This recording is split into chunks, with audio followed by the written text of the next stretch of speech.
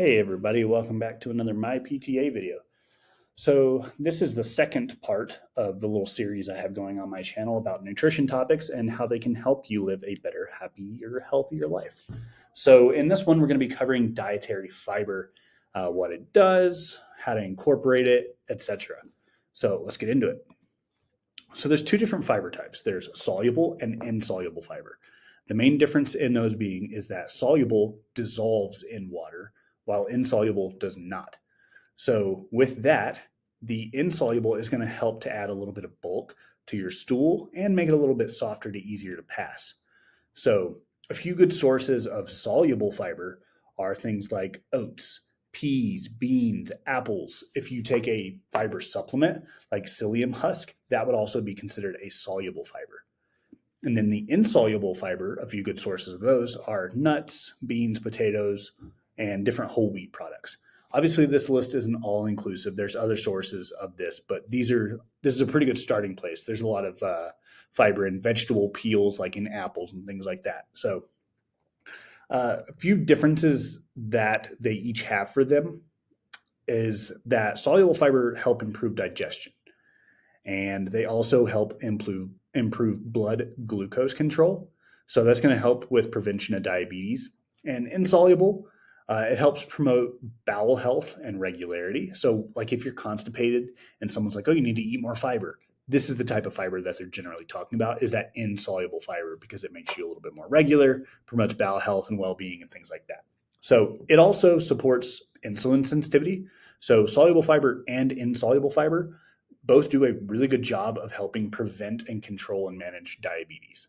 So it's important to get both types, and it's pretty hard to only limit or to only get like one type of fiber.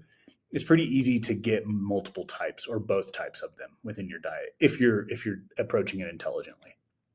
So continuing on, some of the benefits of dietary fiber is they help control and prevent hypertension. So that's just high blood pressure. They also help to balance cholesterol levels, the good cholesterols.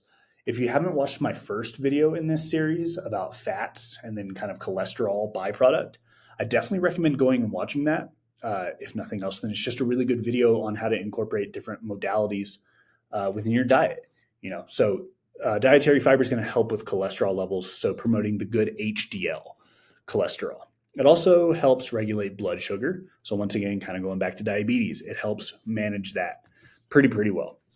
It also do with bowel health, helps lower your risk of developing colon cancer, as well as breast cancer. And then once again, it aids in digestion.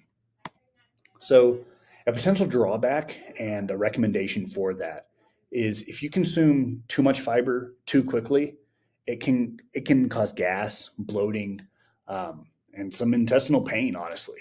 So the recommendation there is if you know you need to consume more fiber, don't just do it all in one meal, spread it out over the day. And then if you're going from like 0 all the way up to your upper threshold, it's going to create a lot of intestinal discomfort. So rather than doing it all at once, try to slowly incorporate it over time in your diet, and that'll be a lot better for you. So here I have some recommendations for men and women under 50. These are pretty good ballpark estimates for where you should try to get to. A little bit more, a little bit less is kind of individual preference. Like a 250-pound person might need a little bit more than a 165-pound person. So it's very individualistic, but these are really good starting numbers for you to try to shoot for. So that covers this. This is a pretty short little video. The next one I'm going to be doing is over omegas, omega-3s, omega-6s, and like the omega-3 to 6 ratio. So stay tuned for that one. But let me know what you guys think. How much fiber do you get in a day? Is that something you even track?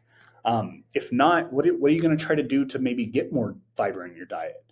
Do you have a plan of attack? If you got any questions or anything, make sure to leave them down in the comment below. I'd love to hear from you. I'm more than happy to try to help and answer any questions. I didn't include it in the first video, but I'm also, like, as part of me being a PTA, I'm also a certified nutrition coach. So I have a little bit more background on this nutritional stuff. So if you have any questions or comments or concerns, let me know down in the comments, and I'd love to try to help. So I'll catch you in the next one. Hope you all have a good one.